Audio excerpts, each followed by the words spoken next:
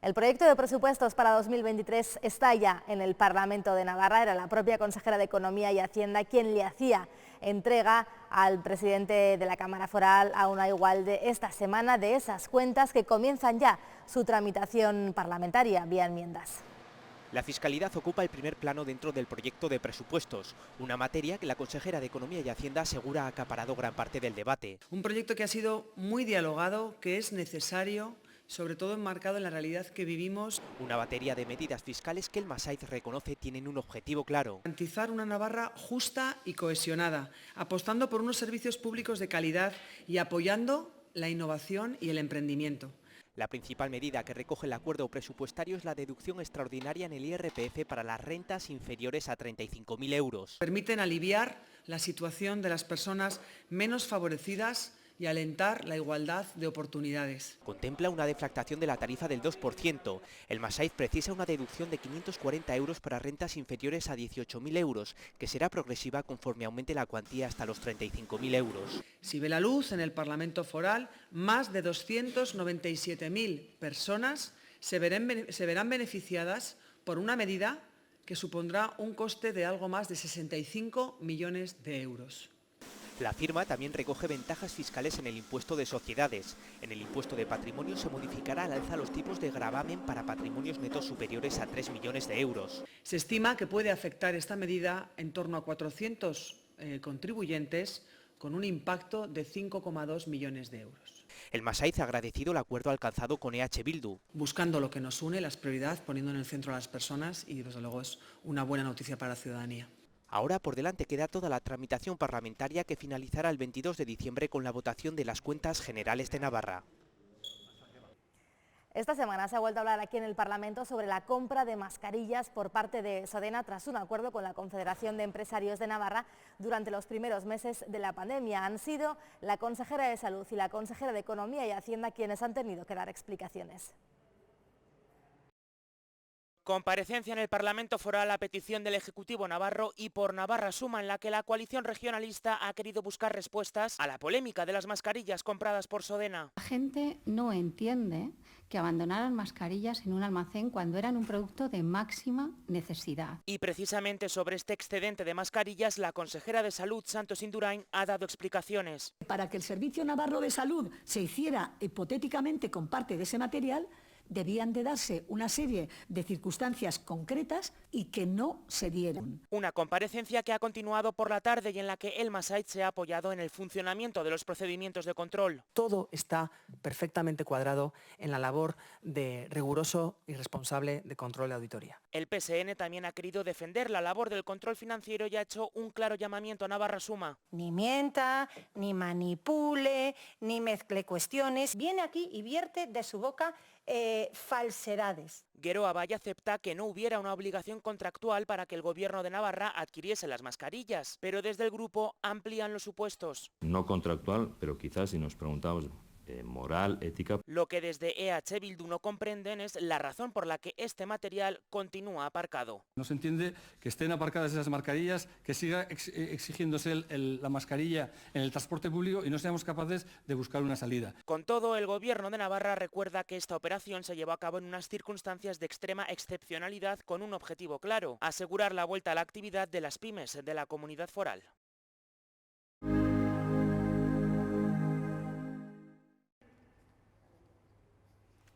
Carlos Mena, ¿qué tal? ¿Cómo está? ¿Cómo se encuentra? Pues muy bien, aquí encantado de estar aquí contigo. Bueno, pues hoy sobre todo vamos a hablar sobre cultura y deporte mayoritariamente. Usted es el portavoz de la Comisión de Cultura y Deporte aquí en el Parlamento de Navarra, representante del Partido Socialista de Navarra. Esta semana importante, se ha entregado ya aquí a la Cámara Foral el proyecto de presupuestos para el año que viene. ¿Qué peso tienen la cultura y el deporte en este proyecto de presupuestos? Hombre, pues yo creo que tiene un peso importante. El presupuesto en cultura y deporte durante la legislatura ha ido creciendo.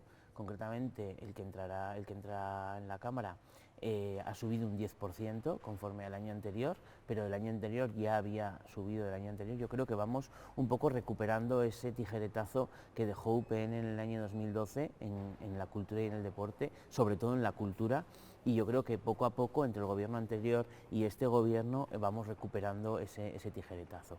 Yo creo que es un presupuesto que aún queda por darle más presupuesto, pero vamos poco a poco dándole forma a lo que realmente importa, que es la cultura y el deporte, y se ha visto durante la pandemia en que han sido dos áreas muy importantes. Eso le iba a preguntar, ¿cómo está ahora mismo el sector? ¿Se ha podido recuperar del todo o no? Bueno, pues hay de todo un poco. Yo creo que, por ejemplo, el sector de música en vivo sí que yo creo que está trabajando a pleno rendimiento. Es un sector muy potente en Navarra y es un sector que ha demandado sobre todo el tema de aforos, el tema de mascarillas, el tema de música de pie, o sea, conciertos de pie. Yo creo que ahora, tal y como estamos, están trabajando a pleno rendimiento y yo creo que poco a poco se están recuperando. Por otro lado, tenemos las bibliotecas que han estado siempre, que vertebran nuestra comunidad, que son el primer punto de acceso a la cultura y concretamente desde hace unas semanas la zona de Tierra Estella también está contando con un nuevo servicio de bibliotecas que es fundamental para el acceso a la cultura a pueblos en riesgo o ya en despoblación. Porque hablamos de la pandemia que afectó duramente a la cultura, sobre todo también al deporte, pero es que ahora estamos inmersos en una crisis energética que también está afectando, si nos centramos en el sector cultural, de momento, ¿de qué manera? A las instalaciones, ¿no? Por ejemplo, a un cine o a un teatro que tienen que pagar mucho más factura de luz o de gas. Sí, la verdad es, yo creo que es un problema que nos está afectando a todos. Yo creo que es un problema que ha venido derivado de la guerra de Ucrania. También es verdad que el gobierno de Navarra y el gobierno de España está poniendo medidas encima de la mesa para paliar esos efectos. Igual en muchas ocasiones son insuficientes, pero podrían ser peores si no se hubiesen puesto esas medidas y yo creo que es verdad que están afectando. También está afectando al ámbito deportivo. Hemos visto en prensa cómo han cerrado o están en proceso de cerrar instalaciones por el alto coste. Yo creo que con las medidas que se van a poner encima de la mesa se van a paliar y yo creo que no va a ser necesario ese cierre. Porque corre el riesgo, por ejemplo, la cultura o el deporte, que la ciudadanía, con el alto coste de todo, pues comience a prescindir de esos servicios. Por si alguien se tiene que quitar de algo, pues me quito de ir al teatro o me quito de ir a ver un partido de fútbol. Sí, yo creo que es la clave. Yo creo que puede suceder y existe la posibilidad. Yo creo que a día de hoy no ha sucedido.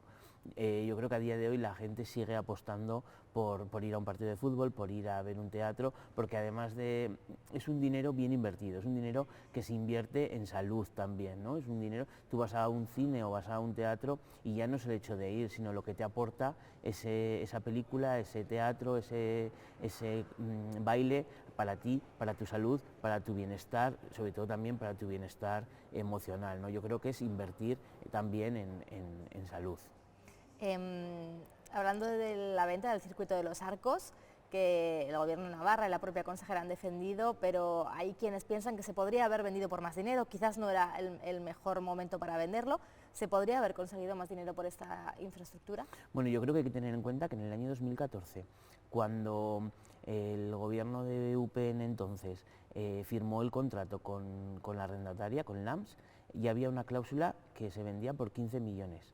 Si en el 2014 se vendía por 15 millones, se inauguró en el 2011, si no me equivoco, y costó 55 millones de euros sin IVA, y se iba a vender en el 14 por 15, yo creo que el precio de venta está más que justificado.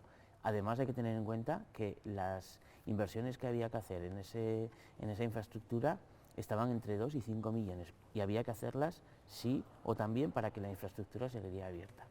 ¿Se podría haber vendido por más? Seguro. ¿Se podría haber vendido por menos? Seguro también. Yo creo que el precio está en el sitio correcto. Se han hecho estudios para ver en qué precios se oscilaría y se concluyó que era como el precio correcto. También hay que tener en cuenta, esta infraestructura nació en el Plan Navarra 2012 e iba a costar 15 millones de euros. Acabó costando 55. Pero es que solo en gestión y en construcción y gestión hemos llegado casi a los 70 millones de euros. Yo creo que había que tomar una decisión importante con esta infraestructura porque no estaba dando el rendimiento que se esperaba cuando se planificó, que también se planificó como se planificó. Se planificó siendo un 55 privado y un 45 público y acabó siendo en su inauguración un 95% público, con bastante oscurantismo y con bastantes deficiencias, que así lo avaló la Cámara de Cómputos, con lo cual yo creo que se había generado una bola enorme en esta infraestructura, no tenía el impacto que se esperaba, no había dado los beneficios que se esperaban, y yo creo que ahora con la venta a una empresa especializada en el tema y con las obras de rehabilitación que se van a hacer, yo creo que va a ser de verdad un impacto para la zona. Va a tener Navarra-Pamplona piscina cubierta de atletismo. Hoy, esta semana precisamente, Ciudadanos ha presentado una enmienda a la totalidad de los presupuestos generales para que esto se pueda hacer una realidad. ¿Qué pasos va a dar el Ejecutivo Foral para que esto pueda ser una realidad, ahora que tenemos ciertas figuras, ¿no?, además del atletismo, pues con bastante relevancia a nivel internacional? Bueno, ¿va a haber una pista cubierta? Pues no lo sé si va a haber una pista cubierta. ¿Es necesario? Bueno, igual es necesario, yo no voy a decir que no lo sea, lo es, pero también es necesario una pista de atletismo homologada en la zona de la Ribera, es también una pista de atletismo homologada en la zona de Tierra Estella, y también es preciso tener la Rabide en buen estado para acoger a los atletas. A día de hoy, el Gobierno de Navarra realizó un plan de infraestructuras en el que dictaminó una serie de rehabilitación de infraestructuras deportivas, en la que conlleva una pista de atletismo para la zona de Estella, en el cual el proceso ya se está con el proyecto para esa pista, para acoger a esos atletas. También es sabido ya que se va a invertir en la pista de Tudela, en el Nelson Mandela, que es una pista que hace 17 años ya necesitaba una rehabilitación, con lo cual ahora no me puedo imaginar cómo está. Yo sé hace 17 años porque fue la última vez que yo utilicé esas pistas, porque yo estudiaba en el IES Valle del Ebro y hacíamos educación física ahí. Y yo conozco esa pista y ya estaba en una situación bastante precaria. Pues no me puedo imaginar cómo puede estar 17 años después. Bueno, pues ya se va a acometer esa obra, va a ser a partes iguales entre el Ayuntamiento y el Gobierno, y va a poder contar con esa infraestructura en la zona de la Ribera. Yo creo que una vez que ya varias zonas de Navarra tienen su pista, es momento de dar salto a la siguiente necesidad.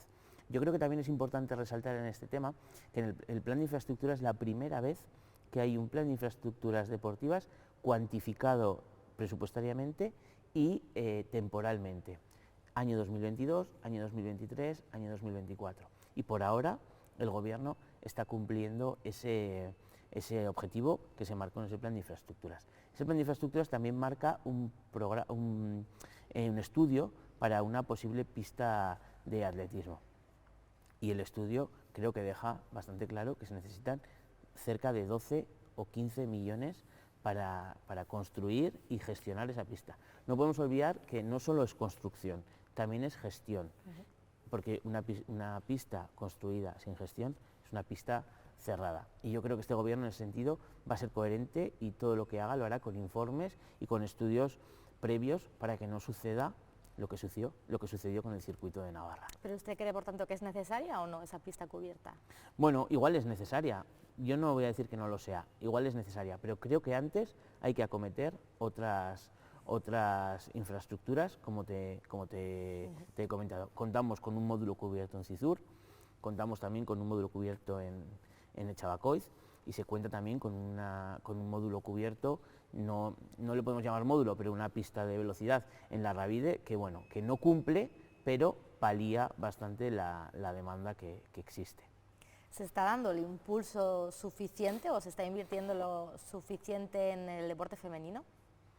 Bueno, yo creo que nunca es suficiente, siempre es necesario más, eso es verdad. Es necesario darle un impulso al deporte femenino, es necesario crear referentes femeninas para que los niños y las niñas vean en esas deportistas personas a las que admirar y a las que seguir.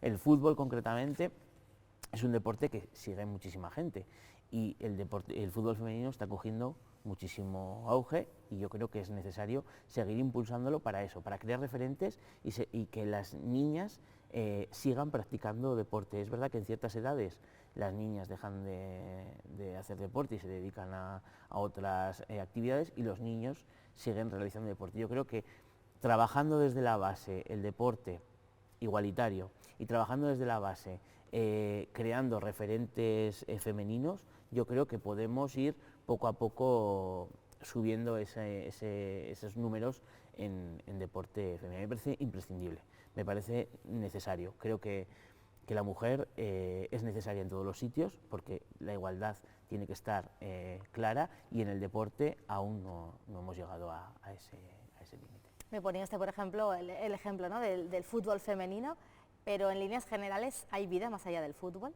Hay otros deportes, ¿no?, o gente que piensa, es que todo es fútbol. Pues sí, yo vengo de un deporte minoritario y he hecho natación toda la vida.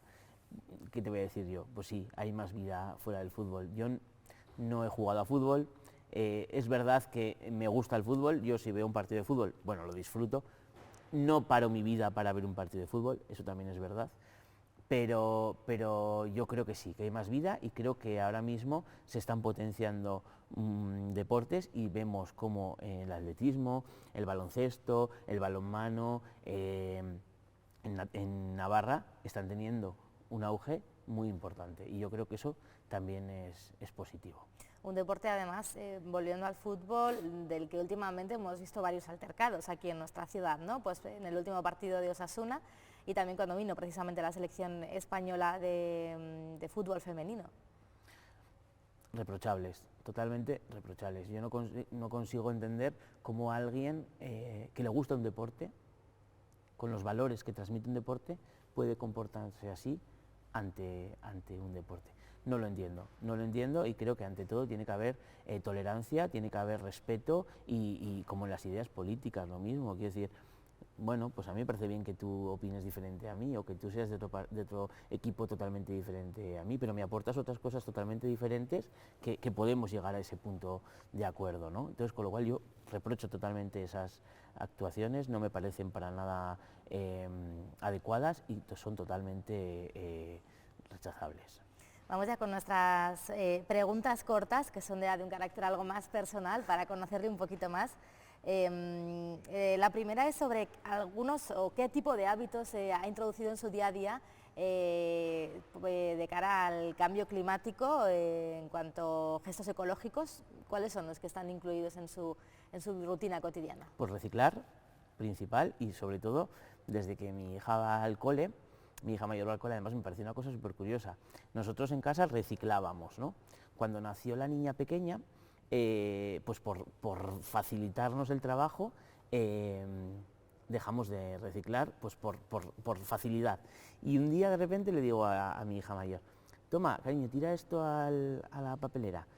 ¿A qué color, papi? Buah, me hicieron los ojos así, dije, a partir de mañana se vuelve a reciclar. O sea, era algo que ya hacíamos, que dejamos de dejar por operatividad, pero en mi casa otra vez volvemos a reciclar.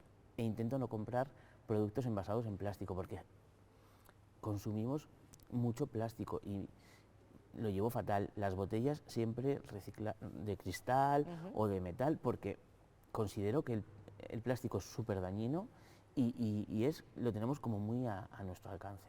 No sé si le gusta cocinar. Sí, cocino. ¿Cuál sería su receta estrella? Pues a mí me gusta cocinar sobre todo postres. Y me gusta mucho cocinar tarta de queso, por ejemplo, la de horno, quesada. Me parece que desde siempre la he hecho, siempre cuando hay comida con los amigos la suelo llevar y bueno, cumplo bastante, sí. Pero bueno, se me da bien cocinar. ¿Se considera feminista? Sí, sin ninguna duda, sí. Y transmito eso a mis hijas, valores sobre todo feministas, porque considero que la igualdad es la clave para prácticamente todo. ¿Un viaje pendiente? París. ¿No conoce París? No conozco París. Es un viaje pendiente que tenemos mi mujer y yo y que no hay forma de buscar un momento para ir. París, sin ninguna duda. No sé si tiene tatuajes. Tengo tatuajes. Si se hiciera alguno nuevo, ¿qué pondría o qué significaría? Pues mira, ahora mismo no tengo ninguno pendiente porque relativamente hace poco me he hecho 2. Entonces, yo llevo en esta pierna un lobo, porque en mi familia mi abuelo era el lobo, mi madre es la loba y yo soy el lobico, entonces es algo como familiar, sí. Y en la otra pierna llevo una rosa, es algo que, bueno, pues ideológicamente me representa y creo que es algo que define que he pasado por el Parlamento representando al Partido Socialista, he sido secretario general de las Juventudes Socialistas, con lo cual es algo que va a quedar siempre en mí, independientemente de si mañana estoy en el PSOE o no. Acaba ya esta entrevista, pero antes de terminar quería preguntarle si hay alguna pregunta que no le he hecho y le gustaría responder. No, eso es, bueno, es tu labor hacer preguntas, yo respondo encantado a lo que me preguntes y si me hubieses hecho 10 más, te las hubiese contestado gustosamente. Muy bien, señor Mena, gracias por habernos acompañado estos minutos. Muchas gracias a vosotros y a vosotras.